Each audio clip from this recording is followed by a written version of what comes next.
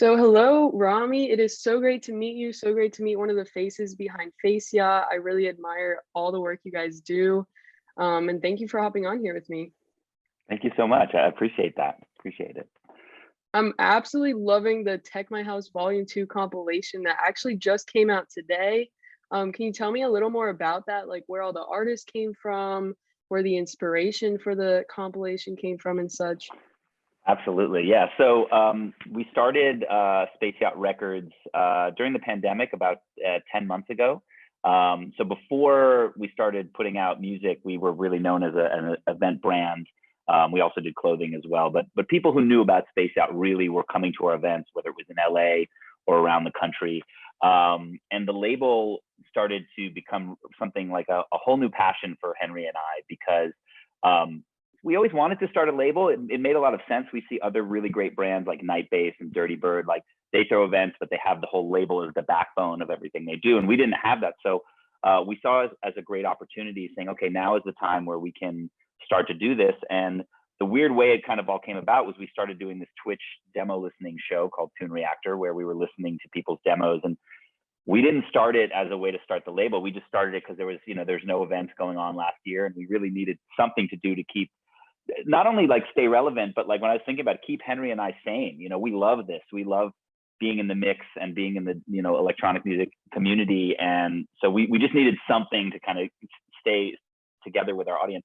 So we were getting all these great demos. And so Tune Reactor, our show on Twitch, started to become an A&R funnel where we realized, wait, we could actually find all of the records for our label just through our Twitch show because the quality of demos we were getting were so high that we were like, hey, like, this seems like a great way to do it. So that's really kind of what started formulating about 8 months ago. And we did the first Tech My House compilation, which was a mixture of people from our Twitch show and then stuff we got from managers and other artists that we've been friends with along the way. And that went really well. We were super happy with that. And that was a very much focused on almost being like this master DJ mix. Like the first version of Tech My House, volume 1 really can be played from start to finish. And you could just put it on at a party and it just goes and it flows together. This second one, I'd say about 90% of the records on this compilation were found on our Twitch show. So this is much more Twitch heavy, much more Tune Reactor squad on this one. And while we were putting together these 14 tracks, I started to realize, I'm like, this is very different in terms of what the first one was, because it's not just like push play and it's all the same thing. It's actually a pretty diverse range of sounds within the house genre. So there's tracks on here that aren't even technically tech house. You know what I mean? Yeah. There's some that kind of are leaning a little more bassy. So when I think about like this compilation, the second one, I would say to people, I would listen to it more as like an album experience where it flows. It's a party the whole time, but there's some records that are a little bit different. Like the third track on it, Chapter and Verse, Walk With Me. This is a huge festival track that is like, I could see someone like Tiesto playing it or Cascade playing it. It's underground, but it's also that big. Or Kaposi's record, Bust It. Like I really like that one. Yeah, it's a great record. She's rapping on it. It's got this real like attitude. And then the track itself is a little bassier. Same with the No Thanks San Pacho record, What's Up. It's kind of, you could say, oh no, that's kind of bass house. And Henry and I talk about this a lot. And I'm just like, you know what, like, Tech My House isn't just about tech house. It's just representing all of the multiple genres within house. And by the way, we don't even hit every genre. You know what I mean? This is just kind of the collection of stuff that we got. So in terms of the records, most of it was sourced on Twitch. And then in terms of the listening experience, we really put a lot of effort into the order of the tracks because we think every track on this is a single. We would put any of these out on their own. So it's like, how can these flow together? How can this track build up and make the next track better? Or oh, this track sounded actually a little slow after this other track. How can we make this track sound like faster because we're going to place it after or before something else? So that really became the project in terms of the layout for this thing. And I got to tell you, for me personally, our passion, Henry and I's passion in all of Space Yacht, it's music first. We love music. We love hearing music that gives us the chills. You know what I mean? And a lot of these records, we like them enough to sign them in the first place. But the more I'm listening to them, the more they're growing on me, and the more that I'm finding new records that I like. Or I was like, oh, this one I like the most. Oh wait, now I like this one. So I'm just excited for fans of house music to dig into this and give it some listens and kind of see what they think. The other thing I would say for anybody listening to this or reading this is that, you know, DJs, you definitely want to download this. There's a lot of bangers for the club in here. So even though I'm kind of talking about it in this kind of album context, this is club music, right? This is all, like, you could take any record off of this and play it in a specific setting and it'll go off. So I think for the DJs, it's just literally a compilation full of DJ weapons that I think work in many settings. So that's pretty much the backstory. And then the one other thing I did want to add is that we've been really into visual art this past year in our kind of release of NFTs and working with a lot of visual artists. So for this, you can see behind me, this is the album cover. We actually enlisted this visual artist from Las Vegas named Pretty Dunn to not only do the cover of the Tech My House compilation, but he's doing all of the covers of our stuff going forward for the rest of the year. So when I talk about this, I'm like, this is absolutely a music project, but there's also a visual component too, because the kind of look and feel of the cover is, to me, you know, very important as well, as another expression of this package as well. So I just wanted to give a shout out to Pretty Dunn because he's a great person and a great artist, and we're really excited to have him be kind of a collaborator on this as well. Yeah, that's super dope. I love like the passion. I can just see the passion and excitement. Like when you talk about this, like you just sound like so genuinely passionate about this. Like you're really doing this because you love the music and you just want to share it. And I love that. I do. I love the music. And I think, you know, I have multiple times a week where I'm like, you know, 15-year-old me looking at what I get to do now would be so stoked. You know, it would be like, wait, you get to listen to music and you get to work with artists and you get, like, I'm basically combining all of my passions. And I'll speak for Henry as well. Like, he has a passion. He comes from like the booking shows and marketing, and he's kind of a wizard at that, you know, also a music lover. And so I think that Space Yacht is really the combination of Henry and I's passions. And I also think that the squad that's working with us on our team, they're equally passionate as well. And so I think that's, you know, I feel like we're living the dream. We get to do what we love, and, you know, we get to reach new people and make new fans and kind of spread the gospel. And the gospel is just good music. You know what I mean? So, so I'm pumped. Yeah. Every day. Yeah. You could definitely see that passion translate into all your work, your events and everything. Thank you. So you kind of touched a little on one of my questions about the record label. So it looks like you kind of started that near the end of 2020. So it sounded like that came about during the pandemic, but did you guys consider that or talk about it before the pandemic, or was that not really even a thought until the pandemic? So it was always a thought, even from like the very beginning. And for those who are new to Space Yacht, we started in 2015, and we started with just a weekly party in LA every Tuesday, and we still do that party to this day. We were actually allowed to open up 3 weeks ago, so, awesome. So we're back on. And so, yeah, to answer your question, the label was always something that was discussed, and we're like, wow, like it would be a lot easier for us if we had a label, because then we could just book our own people, and, you know, you get, you know, a global extension with a record label, right? Because anybody can listen to it anywhere. And the same with Twitch, our Twitch show too. We realized we're getting demos from Germany, from Holland, from all these different places. So there was always kind of this notion that like we're kind of limiting our ceiling if we're just doing events, because not everybody can get to it. And we actually would stream a lot of our Tuesday nights even before the pandemic. And so a lot of people who would come to the club, they'd be like, oh, I'm from Australia, I'm from somewhere else, we saw your stream. So that was helpful. But that's awesome. Having actual music that people might fall in love with, but might not know Space Yacht or know our events, like that's the whole new lane. So it was always like on our mind. And then, you know, it was like March 12th where all of our events were shut down. We had about 80 events scheduled for the rest of the year. So after, you know, not really having the time, because we were averaging between 120 to 150 shows a year for like the last 3 years. Wow. So, and it was really just Henry and I, and then a couple kind of junior people. We didn't even have the staff we have now. So we wanted to do the label, never really got to it, and then just found that, like I mentioned, that combination between Twitch A&R and just, you know, being like, cool, here's another way to express the brand. That's kind of how it came about. I will say that when we started the label, we didn't know anything, and we still are learning on the job. And, you know, I have friends who are A&R at really great labels, and I think there's a bit of learning on the job, but they might have come from a major label somewhere else. Henry and I were basically like, didn't know the first thing about distribution, and we just know about marketing and we know about music. So we were able to link up with a couple folks on our squad who like had that experience, and kind of all learning together on how the label works. And I still think we're like, where we're at is, it's a business, but for now, it's really just like we want to sign as many great records as possible. We want Space Yacht to start to have a sound so that if you've never been to the show, you can say, oh, I know about Space Yacht. That this is kind of the various sounds that they put out, you know, and the various styles that they put out.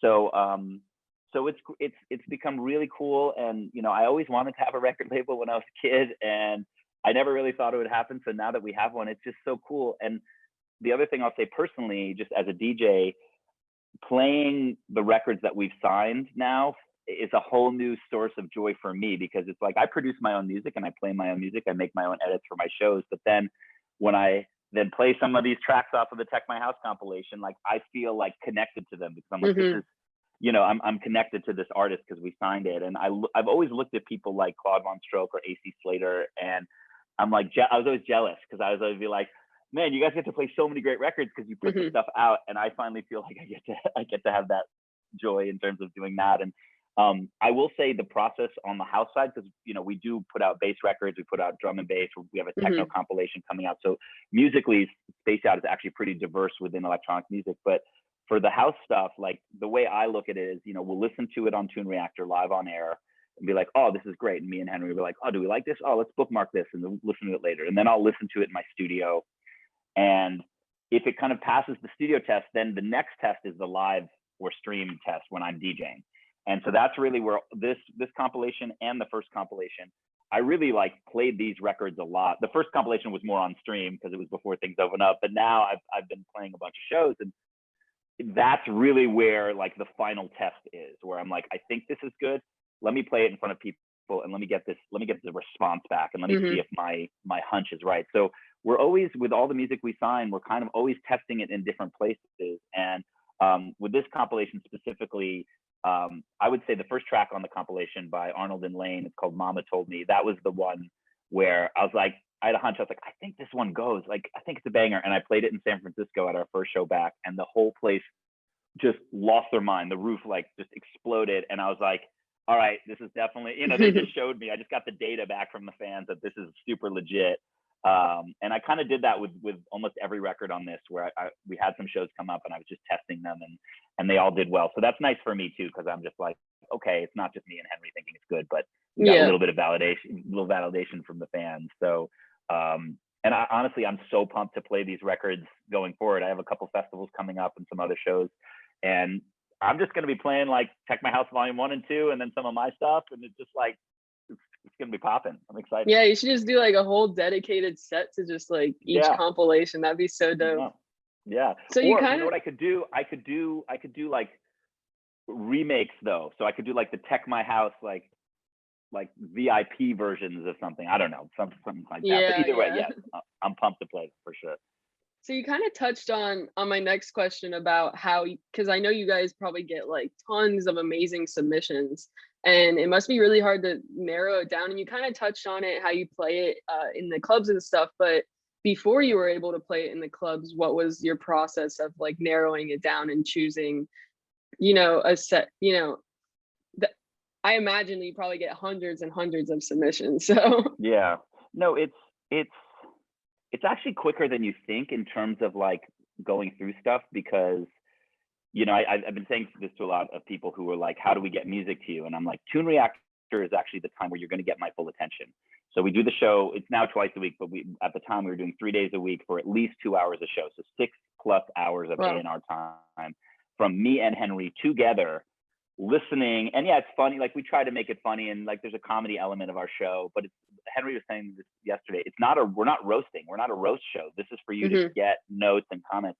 So what ends up happening is that like that is like the on-stream A&R is the most focused that we are, and we absolutely listen to our demo folder. You know, when people send us to the promos at spaceyacht.net, we listen to everything that people send us, but because we have that kind of like blocked time to do A&R, I think it's like much more quality A&R than just like randomly, like at a random time between meetings, like, oh, let me listen to something. So in the first place, Tune Reactor really helps us focus and really helps us be like, just, I think, better at A&R quicker, as opposed to being like, let me give this a couple more listens. Like we really know after the first listen whether it's worthy of that kind of second, third, fourth listen. Then, and during, you know, to your question, like kind of pre-opening, like during height of pandemic, it really was those live stream DJ sets that, you know, I played, and then also hearing other, my peers who also had the records, you know, I sent some of them out to people to play, and that was it. You know, it wasn't that kind of feedback from the live fans, it was the feedback from the chat. Hmm. So, you know what I mean? So when the chat Yeah. blew up, like, it actually was an indicator for me, and I actually did care about, okay, I'm playing this, I know this is one I might want to sign, let's see, you know, what happens here. So I would say that the feedback really was the chat. And then, you know, when you're playing the streams, you know, you don't have the energy of the live stuff, but you know, like I know when I'm mixing something in, I have an old track that I know really well, I'm mixing it into one of these new ones, and if it feels seamless, if it sounds loud enough, if the quality of the stuff is on par with Green Velvet or somebody who's at the top of the game, then I'm like, okay, great, like these records can hang. Because if you think about it, records need to, you know, you have to have a certain level of like audio quality, right? Because if Yeah. someone's going to mix within their DJ mix, if all of a sudden your stuff is super muffled or the master on it is no good, it's not loud enough, like that's an issue, regardless of Hmm. how great the song is, right? So those live streams actually really helped me kind of test them, even though there wasn't an audience. And also, like, there's the person, like, you know, the streams are kind of weird because no one's there, but I don't know. I always loved it. It took me back to when I first started the London Bridge project, where it's like I used to DJ in college on vinyl and stuff. I've been around for a while, but so when I had to kind of come back to DJing, I had to learn the new equipment and learn CDJs and stuff like that. And it just reminded me of like when I bought my CDJs and like literally would come home from work and practice for 3 hours a night. It reminded me of that, because when I was practicing for 3 hours a night, I had so much joy in doing that, because I was like, oh man, like I'm learning, this is fun. It wasn't about, I didn't have a career, I didn't have Hmm. anything, I was DJing and it was fun. So I would say the live streams not only helped me test records for the label, but just kind of brought me and everybody else back to the roots of their bedroom, right? You know, we all Yeah. practiced in our bedroom. So definitely a humbling experience. And the other thing about it too is, you know, the label came about, the Twitch stuff came about, and I think everybody in the community got a new level of understanding of how technology can really help the music industry, people as individual artists and their brands. You know, you saw certain people really bubble up and really actually win during this really tough time. I mean, you think about what John Summit has done or Vanessa has done. They really were able to not let that stop them. If anything, they might be bigger now because of the things they did during when it was closed. So so I thought, look, I think that was like a valuable time for a lot of us. And you know, I can't say that we'd even have a record label if the shutdown didn't happen, because I don't know Yeah. when we would have had time to do it. Yeah, that's So what I was thinking too, because you guys yeah, seem so busy. Like, yeah, exactly. yeah. So it's a weird silver lining. It's unfortunate because so many people had to suffer through that, but we Yeah. didn't want to. We had worked so hard for 5 years, like, and to build Space Yacht and to build this community. And personally, I'm just speaking for myself, I really never want to work for someone else again. I love Hmm. Henry and I have such a great partnership. We are business partners, but we are also friends. And I've been in startups before, and I've been in work environments before where it's very rare to find a partner where there's mutual respect, and Yeah. no matter what, you always have each other's backs. And I really feel that me and Henry have that, and it's very hard to find. And so when everything kind of shut down, I just think we were just like, we refuse to let this die. We refuse. We don't know what we're going to do. And there was definitely the first like month or 6 weeks, both of us, like some days, like we couldn't even get out of bed. We were both so upset. We're like, what are we going to do? Our whole business went away. Yeah. And but then, like, I just remember there were a couple like pep talks we had with one another. We're like, come on, we can do this. This is a challenge, and let's just try to do everything we can to stay afloat and hopefully get out the other end stronger. So Yeah. you know, luckily, and I don't know that I would have been able to do that on my own either. So just even just the partnership of him and I keeping each other afloat, propping each other up emotionally, was really how we were able to kind of weather the storm for the Hmm. most part. So I don't know if that responded to any question. I Yeah. just Yeah. wanted to No, mention that. definitely. Shout out to my partner Henry. He's Yeah. Shout out Henry. he's the man. So with restrictions lifting, live music is coming back. You mentioned some shows over in California, and I've seen that Yeah, you had some around the country too. I live in Florida, and I've seen some going on in Orlando. Tell yeah. me more Tonight, about I like think we have what's a going show tonight. on, and what like the future of, you know, the rest of 2021 is like for you guys. Absolutely. Yeah, no, I think we have a show tonight. I think we have Eptic is in Orlando. I don't know if that's tonight or tomorrow, but what so interestingly enough, so a couple different territories opened up earlier. You know, LA was like kind of the last to open up, Yeah. and we knew that and we're prepared for that. So in the meantime, we started to kind of start business in other areas where we weren't as strong because they were open. So like Austin all of a sudden became a really great place for us. We've been there at least once a month for the past 6 months. Salt Lake is another place.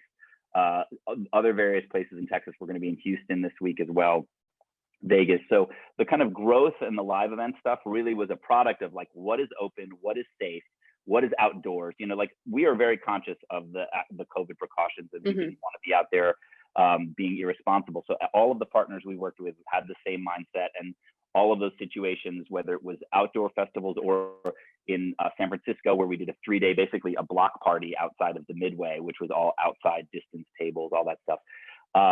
That's kind of not on purpose, but just kind of became like a new growth area where it's like, cool, here's actually 5 new territories where we've kind of been, but now we're like really there because we're there all the time. And then the LA Tuesdays just opened up 3 weeks ago. So Tuesday is back, and like more, like even more, like people are just like dying to be there. Yeah.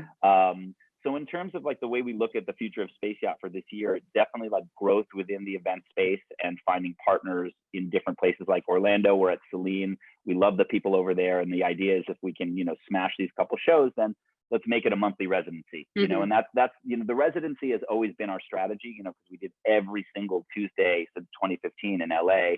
And that's how you get a real community. And when we think about Space Yacht in other cities and other towns, we're like, yeah, we're exporting us, like me and Henry and our DJs, but the community should be their community. It should be about like who's into house music in Austin, Texas, and what is that vibe, and do they hang with each other, and how can we take some of those artists that live in Austin that we don't even know about yet, put them on the shows, because having the local aspect is always an aspect to our shows. We always want to have not just one local opener, but a few people who we can say, oh, these people might break through in the mainstream or kind of the bigger national stage. So, you know, with Space Yacht, you know, where we sit in the ecosystem of electronic music and music in general is we are not here to kind of throw the Space Yacht Festival and be the biggest in town. You know, Insomniac and Disco Donnie do that, and they do it best in class, and we love them and look up to them. Where we sit is we sit within that context where it's like we might have a stage at one of those festivals, or we're going to be at the club, like the small club show, the 500 person, 1,000 person club, not the 3,000 person club, because we want to have the freedom to book people you've never heard of.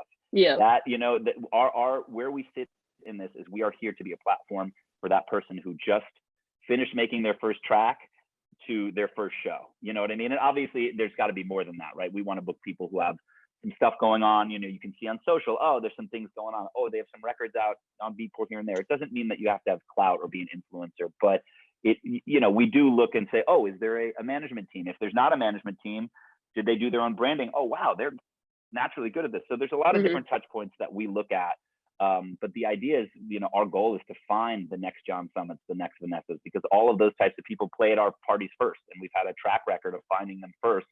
And then those people go on to be main stage people. So it's kind of an evolving kind of world for us, because there's no real end game where it's like, oh, okay, this person's famous now, they're only going to play with us. That's not how it works. If anything, it's this person's famous, they'll probably play less with us, but they might play that surprise set and pop up on a party or something like that, right? So there's no love lost there. There's still a connection. But as they go and grow their careers, now it's on us to be like, okay, well, so who's the next person and the next person? So we're always going to be on this kind of forefront of like finding what's new, finding what's 2 years ahead.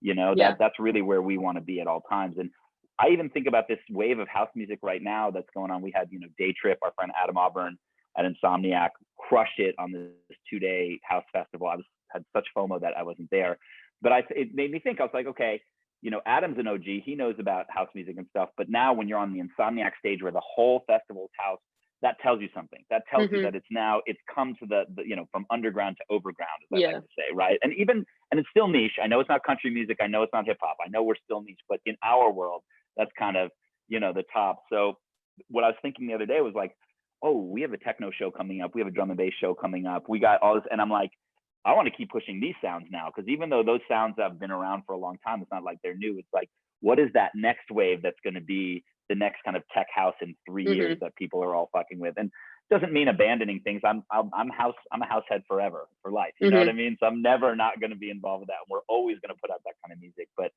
now I started thinking in my head, okay, well, house has taken over. You know, it started with Fisher. Now John Summit is kind of the second coming. Now the festivals are doing all house festivals. Awesome. Let's keep that going. Now where else can we slide in? And so I definitely think like techno, drum and bass, you know, and then various forms of bass music from rhythm to dubstep.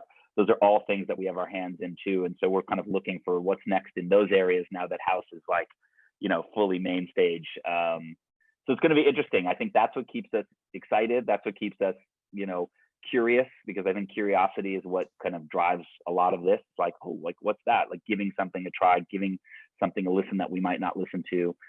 Even hardstyle. Hardstyle is huge in Asia. We did an Asia tour before the pandemic, and it's just like hardstyle is the big type of music. So it's like, what's going on in America? Is that something, you know, that people are going to be interested in? So I think it's a never-ending, you know, Henry says we're students, you know, we're never-ending students trying to find, trying to learn. And it's just so great. It's like the fact that house is doing so well, it just gives me such joy, because like we've been out here, you know, and before us, people had been out there before. They were started in Chicago way before us. You know, this house music is 30-something years old, so it's not like we're the founders, but we like to think that we can carry the torch, you know what I mean, and carry it in a good direction, you know what I mean?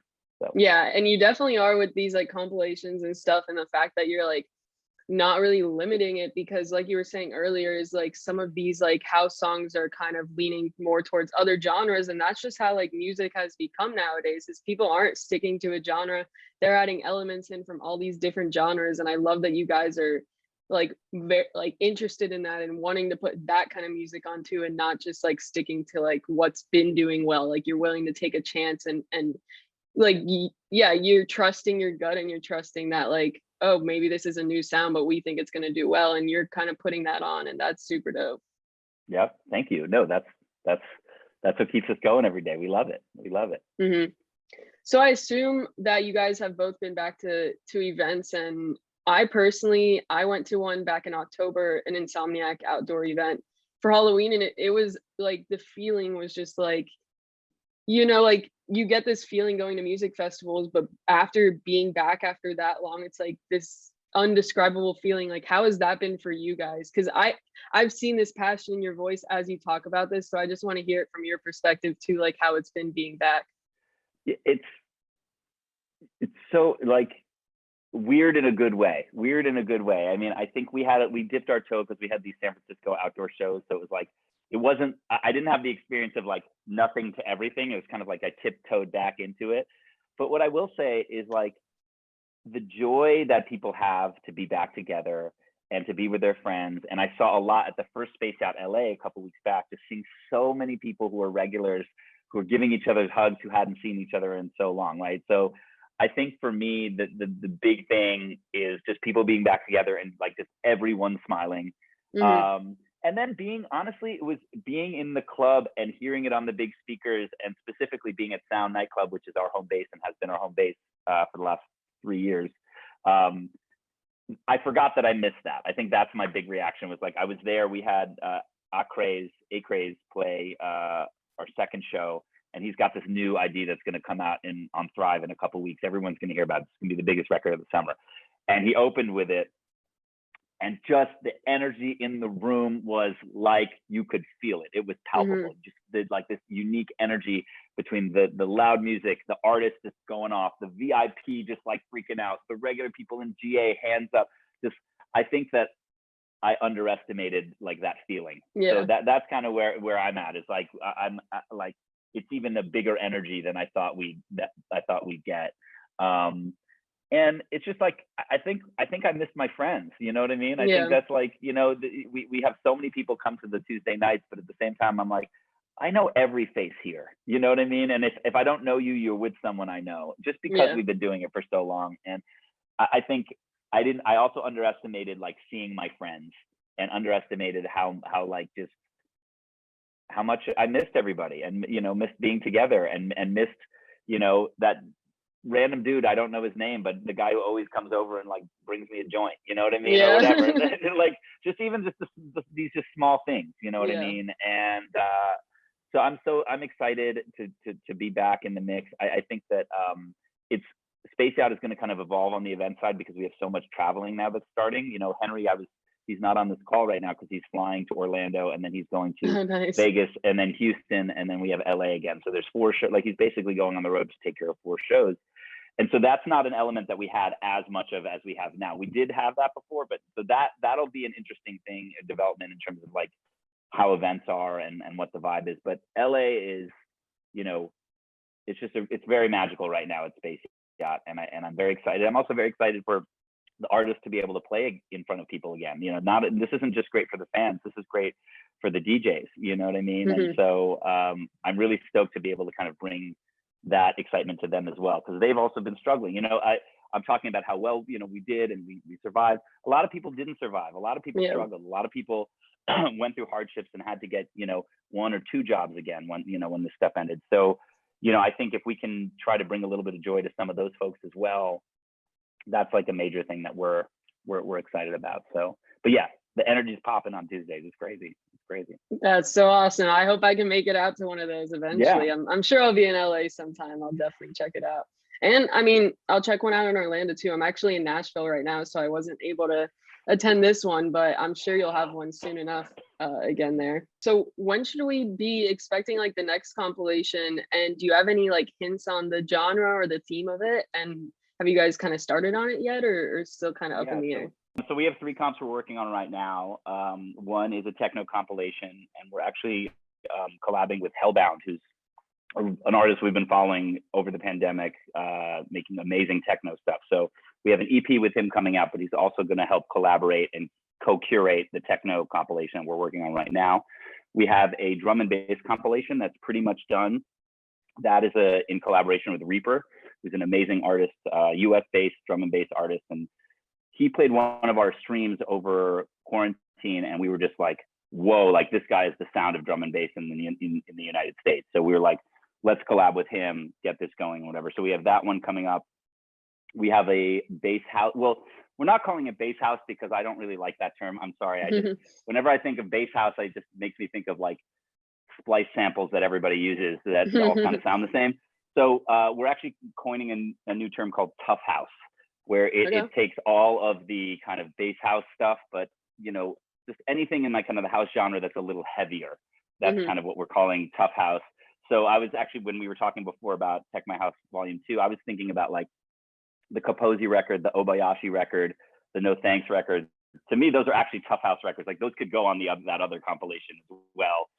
But they were too good. We needed to release them sooner. So I was like, I don't want to hold those. I want to put them out. But yeah, so the tough house thing is going to really be that mixture of kind of your classic bass house stuff, but then even going into kind of joyride or like abstract, a little bit more just like high energy, and then some kind of darker stuff. So that's one we're about 4 or 5 records in on that one. But that's one where I want to have at least 10, you know, good tracks, because I really want to tell a story with that, and I want it to be super diverse on that comp.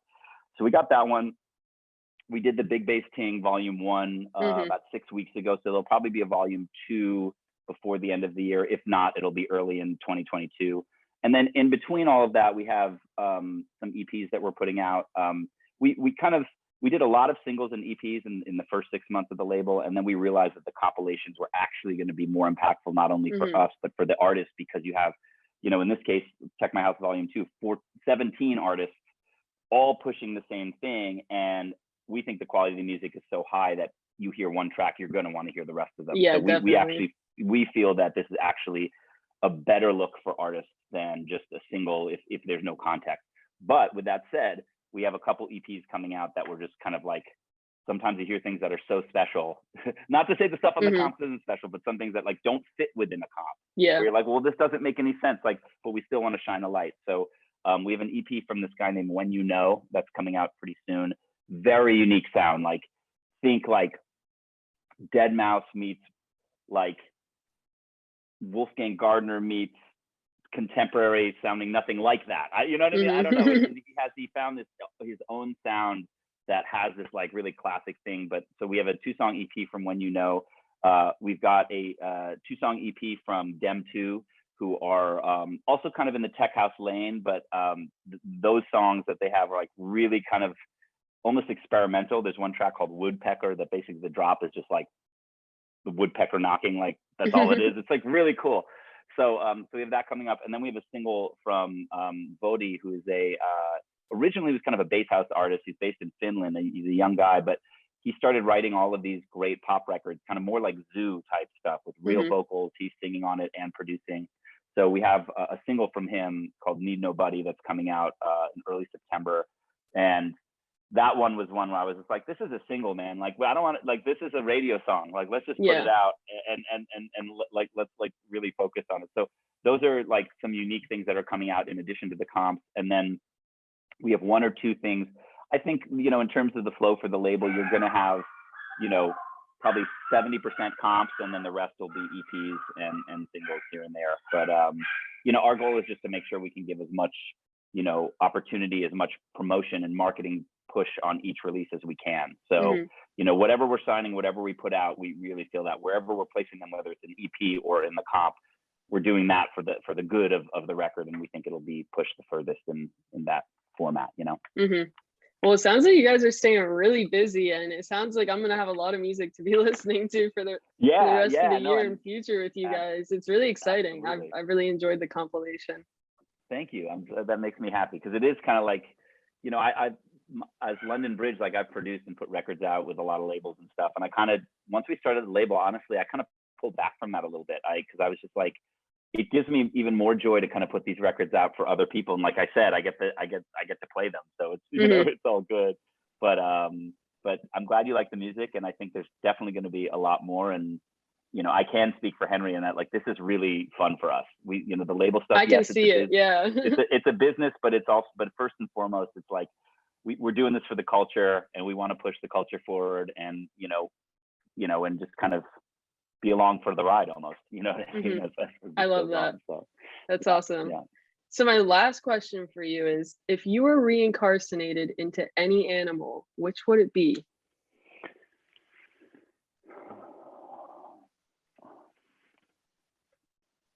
I mean, birds can fly. So it's just like hard. It's hard to not want to be some sort of bird, because it's like they can fly. At the same time, I love my dog so much, and like, so maybe I want to be a dog. And also, dogs kind of have no worries. You know what I mean? So maybe I want to be a dog, but then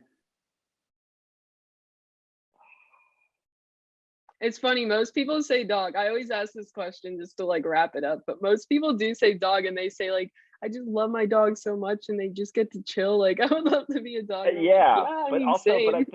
But my dog, sometimes one of my dogs, he's very nervous also, and I feel like he's constantly in a state of being nervous. So I don't know if that's how he feels. I try to make, you know, he's barking right now in the background. Yeah, I can hear. No, I think I might want to be a hawk. I want to be a hawk, because a hawk, you know, can defend itself and is kind of like at the top of the food chain in terms of, you know, being attacked by other things, and they can fly, and they're kind of gorgeous. So I think I'd want to be a hawk. I think a hawk, and then I'd stay away from my dogs, because I'm always scared that the hawks are going to swoop down. I have one dog that's very little, and I just worry about her. So yeah, you'd be a good hawk. You'd be a hawk that doesn't get the dogs. Right, exactly. What other animals? I mean, pandas are cute, but I've heard that they're really mean. So I don't know. I didn't even know that. You know. Awesome. It was so great talking to you. That's all the questions I have. Great. We'll get this interview up pretty soon, so everyone can hear about this and see your passion. And I'm excited for everyone to check this out. Awesome. Thank you so much, Hannah. I really appreciate the time. Okay. You have a good